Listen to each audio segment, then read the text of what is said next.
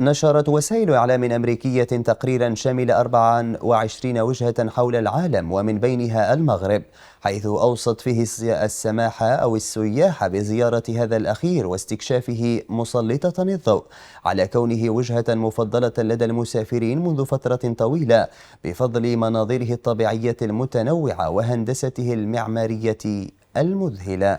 تقرير في الموضوع لإكرام السرحنة.